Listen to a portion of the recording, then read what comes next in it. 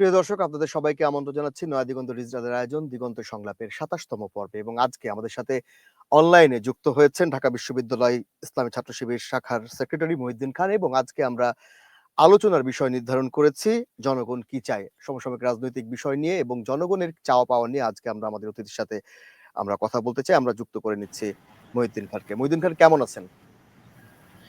আলহামদুলিল্লাহ, আপনি কেমন আছেন?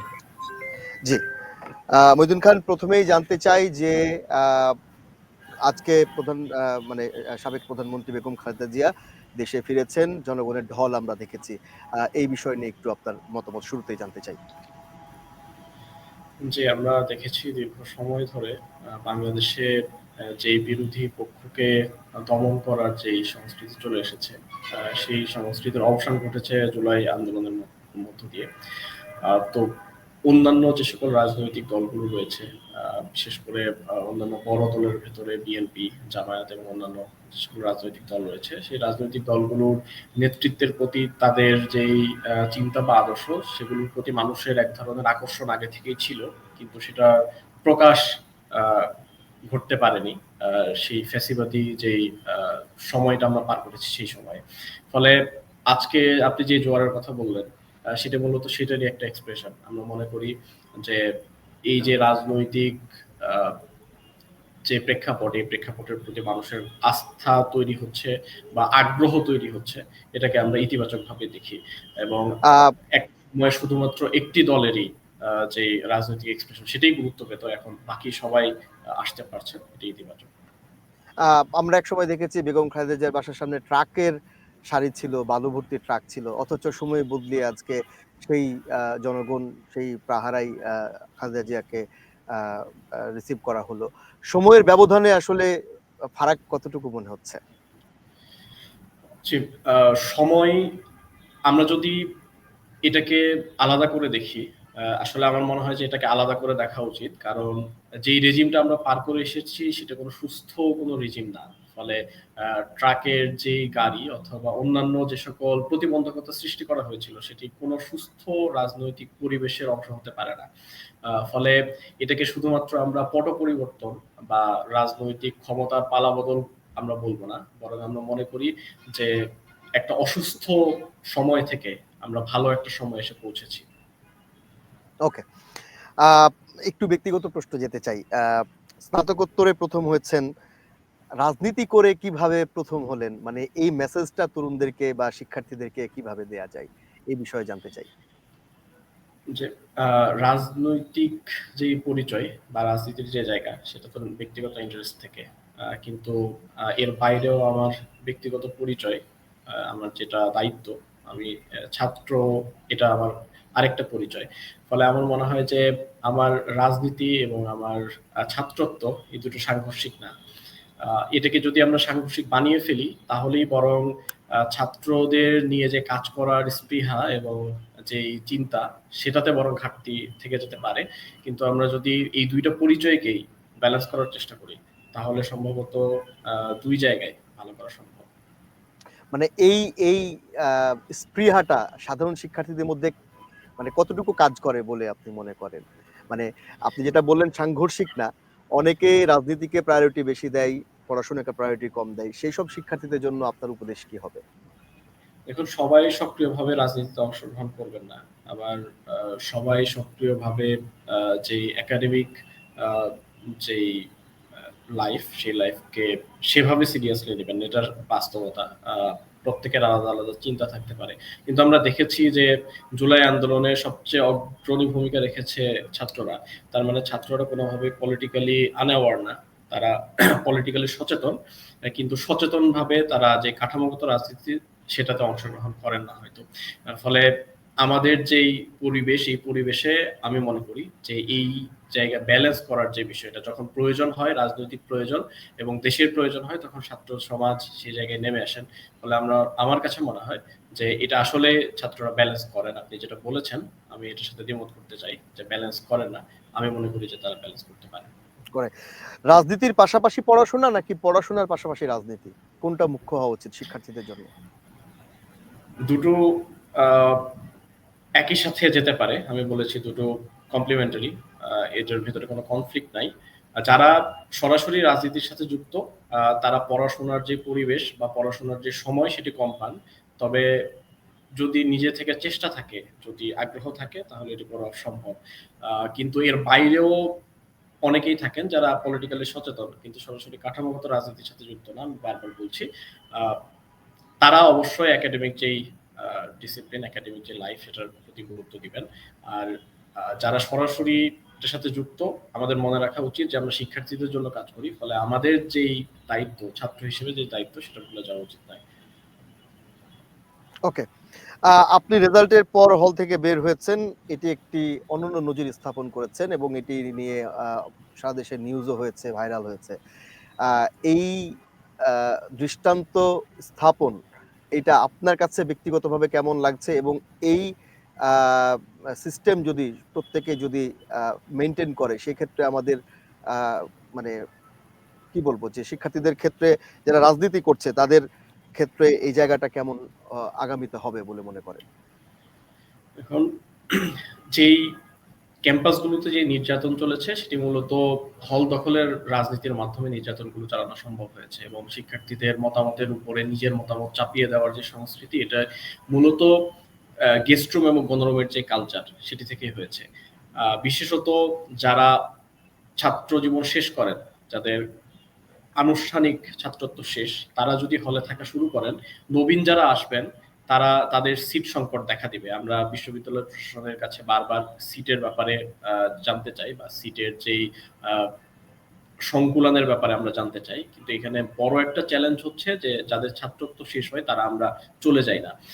তো যেহেতু একটি নতুন নিয়ম এসেছে এবং বিশ্ববিদ্যালয় প্রশাসন চেষ্টা করছেন, আমরা যারা ছাত্র রাজনীতির সাথে যুক্ত, আমরা যদি সচেতন হই এবং আমরা যদি এই দৃষ্টান্ত স্থাপন করতে পারি যে আমরা আমাদের ছাত্রত্ব শেষ হওয়ার সাথে সাথেই, আনুষ্ঠানিক যে ছাত্রত্ব সেটি শেষ হওয়ার সাথে সাথে আমরা হল ছেড়ে দিব, তাহলে নবীন যারা আসবেন তাদের জন্য জায়গা তৈরি হবে, এবং পরবর্তী সময়ে আবার নতুন করে গণরুম বা গেস্ট রুম তৈরি হওয়ার যে প্রবণতা, সেটি থাকবে না।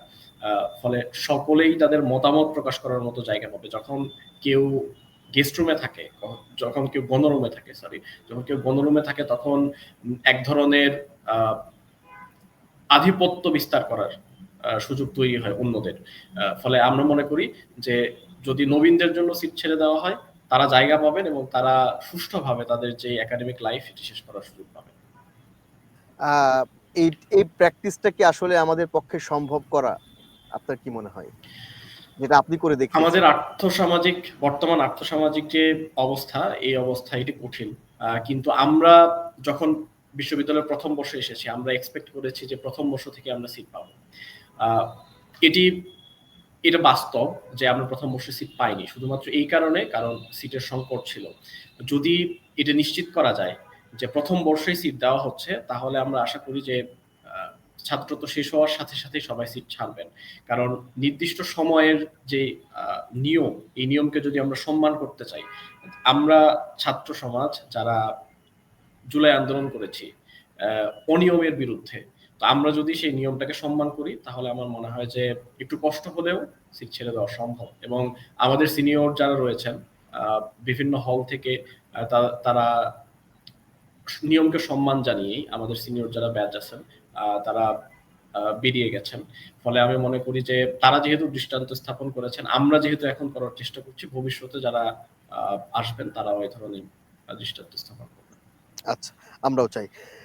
ডাকসু নিয়ে একটু কথা বলতে চাই মহিউদ্দিন খান। ডাকসু নির্বাচন নিয়ে ইসলামী ছাত্র শিবির ঢাকা বিশ্ববিদ্যালয় শাখা কিংবা আপনাদের কি পরিকল্পনা রয়েছে?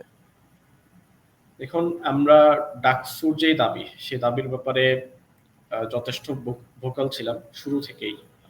আমরা মনে করেছি এবং আমরা যতটুকু দেখেছি বিশ্ববিদ্যালয় ক্যাম্পাসে, ডাকসু নির্বাচনের ক্ষেত্রে প্রত্যেক শিক্ষার্থী ইতিবাচক মতামত জানিয়েছেন, এবং বিশ্ববিদ্যালয়ের বিভিন্ন জরিপ হয়েছে, সেগুলোর আমরা খোঁজ নিয়েছি। সেগুলোতেও শিক্ষার্থীরা চেয়েছেন দ্রুত সময়ের ভেতরে ডাকসু নির্বাচন হয়ে যায়। ডাকসু সাধারণ শিক্ষার্থীদের জন্য একমাত্র বিশ্ববিদ্যালয় কর্তৃক স্বীকৃত একটি প্ল্যাটফর্ম।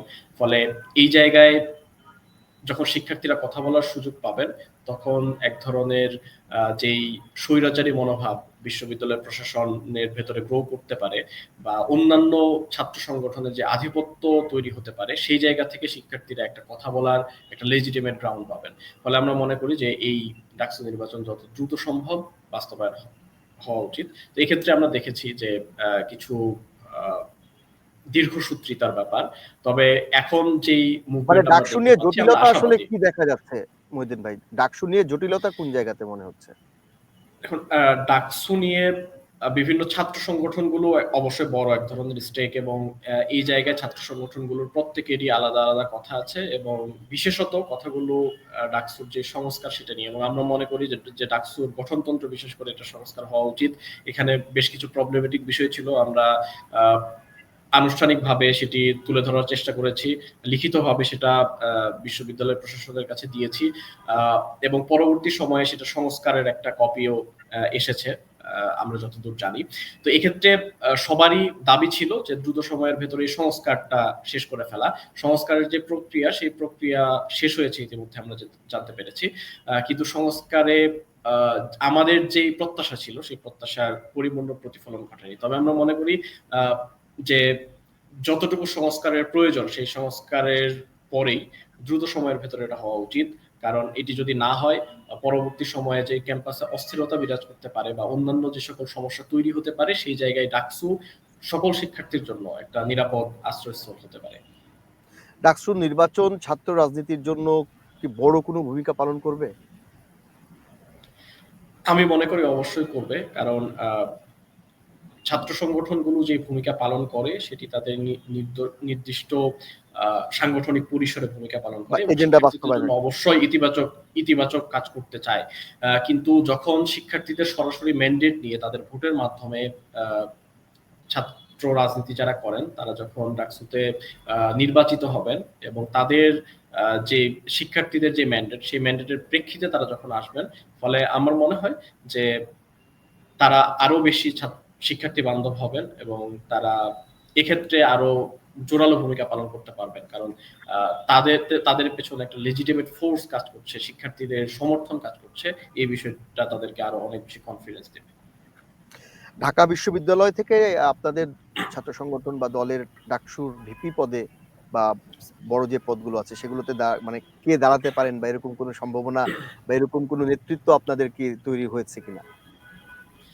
দেখুন, আমরা 5ই আগস্ট পরবর্তী যে সময়টা পেয়েছি, খুবই ইতিবাচক সময় ক্যাম্পাসে আমাদের জন্য, আমরা মনে করি। এই সময়টাতে অনেকগুলো কাজ করার চেষ্টা করেছি আমরা, এবং আমরা ভবিষ্যতেও কাজ করব এই পরিকল্পনা নিয়েছি। কিন্তু ডাকসু কেন্দ্রিক আমাদের যে পরিকল্পনা, সেই পরিকল্পনা চলমান আছে, এবং ডাকসুর যে আনুষ্ঠানিক ঘোষণা সেটা কিন্তু এখনো আমরা পাইনি। এখনো নির্বাচন কমিশন গঠিত হয়নি, এখনো তফসিলের ব্যাপারটা বাকি রয়ে গেছে। ফলে আমরা মনে করি আমাদের যে পরিকল্পনা, এই পরিকল্পনা ডাকসুর যখন আনুষ্ঠানিক ঘোষণা আসবে তখনই আমরা দিতে পারবো।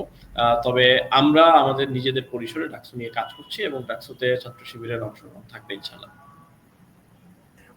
গতকালকের একটি মানে ২-১ দিনের একটি বড় খবর, সেটি হচ্ছে হাসনাত আব্দুল্লাহর গাড়িতে হামলা হয়েছে। এই হামলা কি অশনি সংকেত দিচ্ছে, এবং কারা এই হামলার সাথে জড়িত, এবং এই যে হামলা হচ্ছে এগুলোর বিচার কি আদৌ হবে কিনা? আপনার কাছ থেকে একটু ব্যাখ্যা জানতে চাই। দেখুন, এটা আমাদের জন্য দুর্ভাগ্য যে যেই ফোর্সকে আমরা বিদায় করেছি বাংলাদেশ থেকে, আমরা দাবি করছি সেই ফোর্স যারা এই আন্দোলনে নেতৃত্ব দিয়েছে তাদের উপর হামলা করছে। আমরা মনে করি যে আমরা মনে করি যে যারা এই অভ্যুত্থানের কাণ্ডারি, হাসনাত আব্দুল্লাহ অবশ্যই তাদের ভেতরে একজন, এবং তার উপর হামলার অর্থ হচ্ছে যে তারা এই যে অভ্যুত্থান হয়েছে, জনগণের যেই দাবির প্রেক্ষিতে, জনগণের যে চাওয়ার প্রেক্ষিতে এই অভ্যুত্থানটা ঘটেছে, এটাকে তারা অস্বীকার করছে।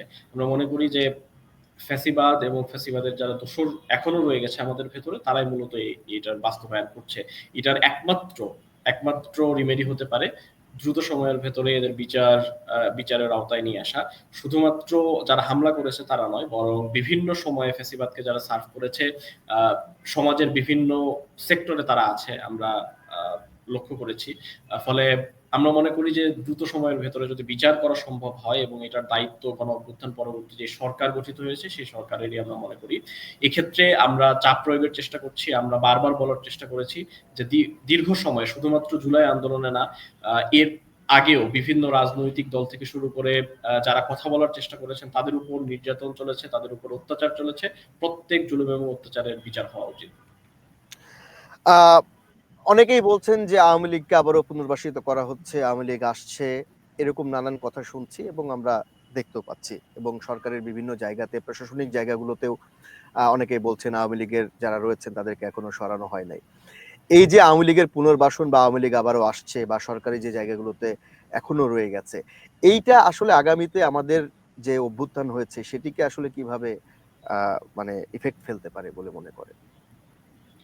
এখন আওয়ামী লীগের যারা নেতৃত্ব ছিল এবং অন্যান্য যারা দোসর ছিল, যারা মূলত আহ, যেই অত্যাচারের কালচার, জুলুমের কালচার তৈরি করেছিল দীর্ঘ সময় ধরে, তাদের ক্ষেত্রে পুনর্বাসনের কোনো সুযোগ নেই, কারণ তারা সরাসরি অপরাধগুলোর সাথে যুক্ত এবং আমরা তাদের যে বিচার সেই বিচার দাবি করেছি। একই সাথে যাদের ব্যাপারে বলা হচ্ছে যে যারা এখনো রয়ে গেছেন, আহ, তাদের ব্যাপারেও আমরা দীর্ঘ সময় দাবি করে এসেছি এবং এখনো দাবি করছি। আপনারা জানেন যে আমাদের আহ, গত দিনেও যে কর্মসূচি ছিল, 5 মের যে কর্মসূচি, সেই কর্মসূচি থেকেও আমরা এই অপরাধগুলোর যে বিচার সেই বিচারের দাবি করে এসেছি।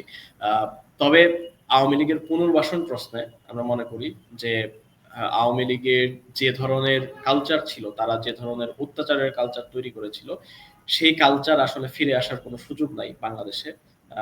এদেশের মানুষ এখন অনেক বেশি সচেতন। ফলে যারাই তাদের পুনর্বাসন করার চেষ্টা করুন বা তাদেরকে আবার নিয়ে আসার চেষ্টা করুন, আমরা বিশ্বাস করি যে সামগ্রিকভাবে জনগণের যেই ম্যান্ডেট সেটার আলোকে এই যেই তাদের ইচ্ছা, এই ইচ্ছা ব্যর্থ হবে ইনশাল্লাহ। শিবিরের সভাপতি বলেছেন অনেকেই ফ্যাসিবাদকে পুনর্বাসনের চেষ্টা করছে, আপনাদের কাছে নামও আছে। এরা আসলে কারা এবং কেন করছেন, এবং এই নামগুলা কেন আপনারা প্রকাশ করছেন না? এটি শিবিরের দেখুন, সভাপতি। দীর্ঘ দীর্ঘ 16 বছর ধরে যদি একটা রেজিম টিকে থাকে, তার অনেক উচ্ছিষ্টভোগী তৈরি হয় এবং এই উচ্ছিষ্টভোগীরা অবশ্যই আহ, সমাজের উঁচু পর্যায়ের যারা তারাই। ফলে আমরা মনে করি যে এ ধরনের আমরা যে অভ্যুত্থানটা করেছি, এই অভ্যুত্থানের পরবর্তী সময়ে যে বিরাট চেঞ্জ আসার দরকার ছিল, সেটি মূলত বাস্তবায়িত হয়নি, এটা আমরা মনে করি। আহ, বিভিন্ন কারণে এটি বাস্তবায়িত হয়নি। তো যেহেতু আগের সিস্টেমগুলো থেকে গেছে, যারা আগে এই জায়গাগুলোতে নেতৃত্ব দিতেন তারা এখনো রয়েছেন। ফলে এই জায়গায় বলার সুযোগ নেই যে বড় ধরনের কোনো পরিবর্তন এসেছে বা আগের যারা ফ্যাসিবাদের দোষর ছিল তাদেরকে আমরা সরিয়ে এমন কাউকে বসাতে পেরেছি যারা মূলত এই যে স্পিরিট, এই আন্দোলন যে স্পিরিট সেটাকে ধারণ করে। সব ক্ষেত্রে না, তবে আহ, কিছু কিছু জায়গায় এখনো রয়ে গিয়েছে। ফলে তাদের ব্যাপারে সতর্ক থাকার ক্ষেত্রেই আমি মনে করি যে বক্তব্যটা এসেছে এবং আমরা তাদের ক্ষেত্রে তাদের ব্যাপারে সতর্ক আছি এবং আশা করি দেশবাসীও এই ব্যাপারে সতর্ক থাকবে। ওকে। 5ই আগস্টের আগে ছাত্র শিবির এবং ছাত্র দলের সাথে যে সম্পর্ক ছিল সেটি সবাই আমরা দেখেছি। 5 আগস্টের পর শেখ হাসিনা চলে গেলেন, আওয়ামী লীগ চলে গেলেন, এখন ছাত্র দল এবং ছাত্র শিবির মাঠে রাজনীতি করছেন। ছাত্র দল এবং ছাত্র শিবিরের 5ই আগস্টে যে সম্পর্ক এবং ছাত্র দল ছাত্র শিবিরের সাথে 5ই আগস্টের পরে যে সম্পর্ক, সেই সম্পর্ক মানে সেই সম্পর্ক নিয়ে আপনার কাছে জানতে চাই। এখন ছাত্র শিবির এবং ছাত্র দল দুইটি আলাদা দল, তাদের আলাদা আইডিয়া আছে এবং নিজেদের আলাদা কর্মসূচি আছে। কিন্তু যেহেতু রাজনৈতিক যেই প্রেক্ষাপট, সেই প্রেক্ষাপট 5ই আগস্টের আগে অন্যরকম ছিল। সেই সময় রাজনৈতিক যে কর্মসূচি, সেই কর্মসূচির চাইতে রাজনৈতিক যে আন্দোলন, সেই আন্দোলনে মুখ্য ছিল এবং সেই সময়টাতে শুধুমাত্র একটাই লক্ষ্য ছিল যে এই যে জুলুম এবং নির্যাতনের যে রেজিম চলছে এটা থেকে মুক্তি। ফলে এই জায়গায় আমার মনে হয় শুধুমাত্র ছাত্র শিবির এবং ছাত্র দল নয়, বরং অন্যান্য সকল ছাত্র সংগঠন এবং রাজনৈতিক সংগঠনগুলো এক ঐক্যমতে পৌঁছেছিলেন যে এই রেজিম থেকে আমাদের আগে বেরিয়ে আসতে হবে, আমাদের মুক্তি আগে প্রয়োজন। তো সেই সময়ের সম্পর্কে এবং পরবর্তী সময়ে যেহেতু মুক্ত পরিবেশ রয়েছে এবং রাজনৈতিক যে কার্যক্রম, সেই কার্যক্রম পরিচালনা করার একটা উন্মুক্ত পরিবেশ আমরা পেয়েছি। ফলে প্রত্যেকে আলাদাভাবে চেষ্টা করছেন যে নিজেদের যে পরিচয় সেই পরিচয়টাকে তুলে ধরবার। এক্ষেত্রে আমরা কিন্তু ইতিবাচক যে কাজের প্রতিযোগিতা সেই প্রতিযোগিতাগুলো দেখেছি। এক্ষেত্রে আমি মনে করি যে আহ, তখনের যে একটা ঐক্যমত সেই ঐক্যমতটা এখন নেই।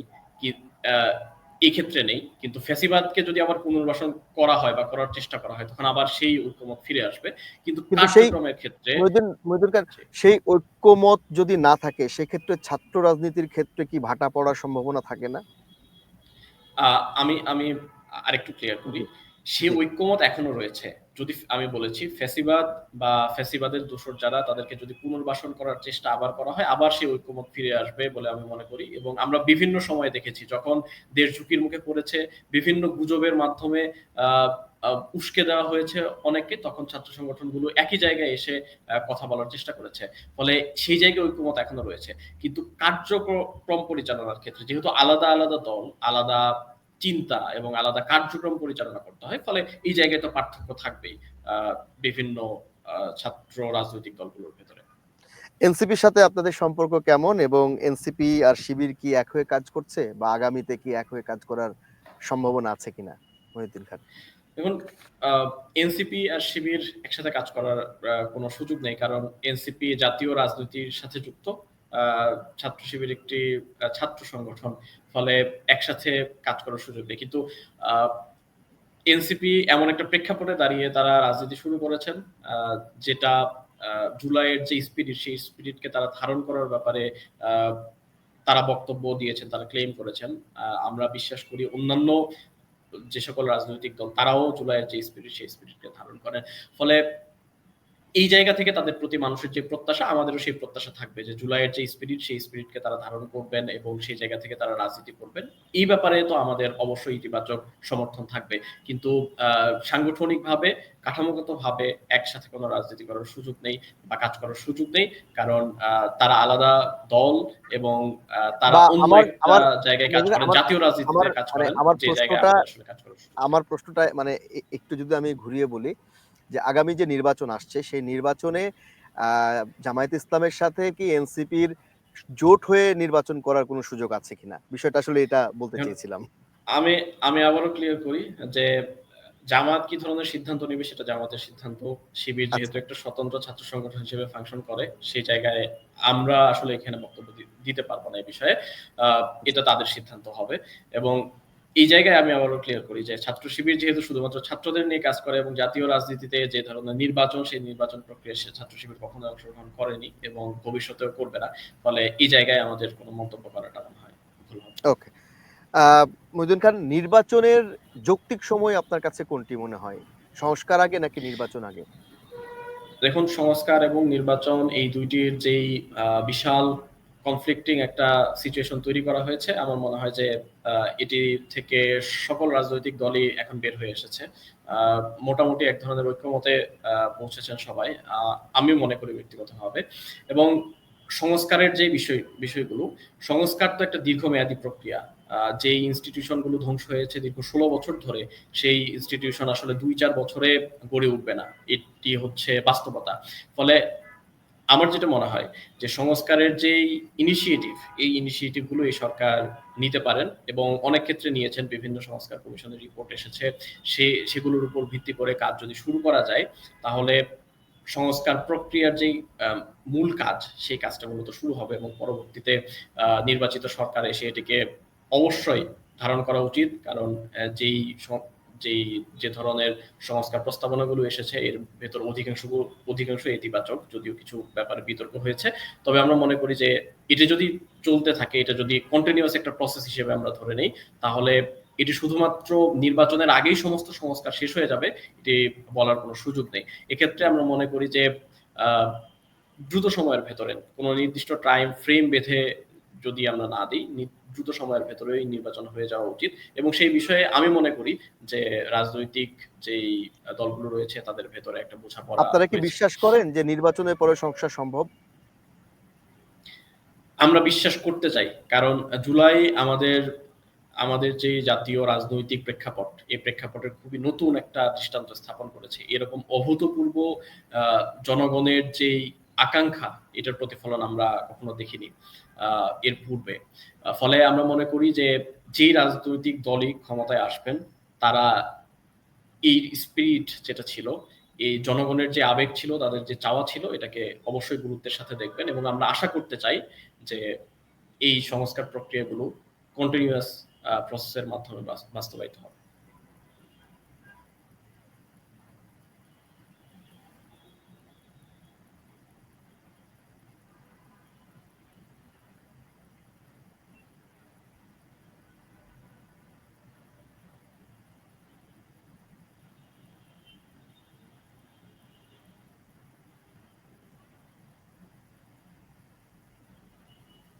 জি।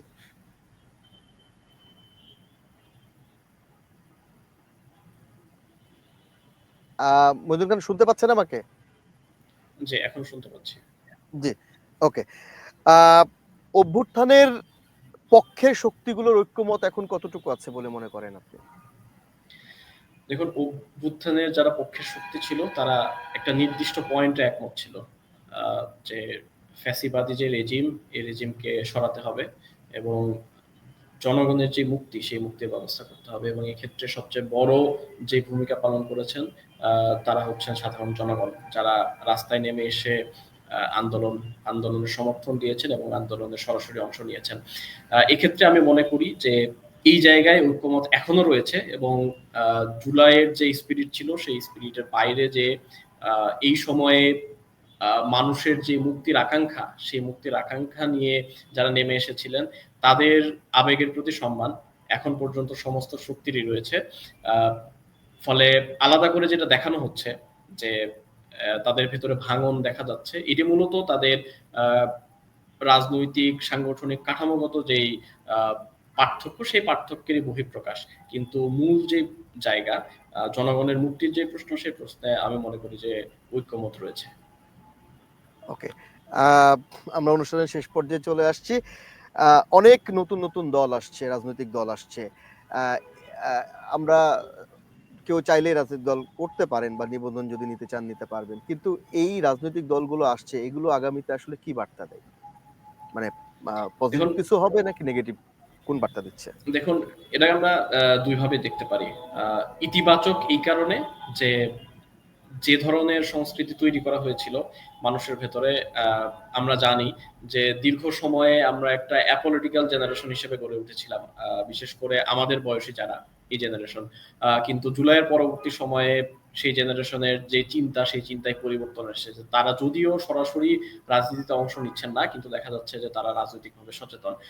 আবার অনেকেই সরাসরি রাজনীতিতে অংশও নিচ্ছেন।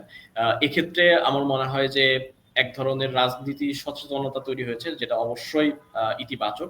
কিন্তু একই সাথে রাজনৈতিক দল কতগুলো আসছে, এটার চাইতে বড় গুরুত্বপূর্ণ যে বিষয়, সেটি হচ্ছে যে আমরা কতটুকু গুণগত পরিবর্তন আনতে পারছি যে রাজনৈতিক পরিবেশ রয়েছে, এনভায়রনমেন্ট রয়েছে সেটাতে। ফলে অবশ্যই এটাকে আমরা ইতিবাচক ভাবে দেখব, তবে আবার ক্রিটিক্যালিও রিড করা উচিত যে আসলে এটার মাধ্যমে রাজনৈতিক কোনো গুণগত পরিবর্তন আসছে কিনা। মহিউদ্দিন খান, আমাদের সময় একদম শেষ হয়ে গিয়েছে। আগামীর বাংলাদেশকে মহিউদ্দিন খান কেমন দেখতে চাই, জানতে চাই। আগামীর বাংলাদেশকে দেখার জন্য আমার মনে হয় যে জুলাই ফিরে যাওয়া উচিত।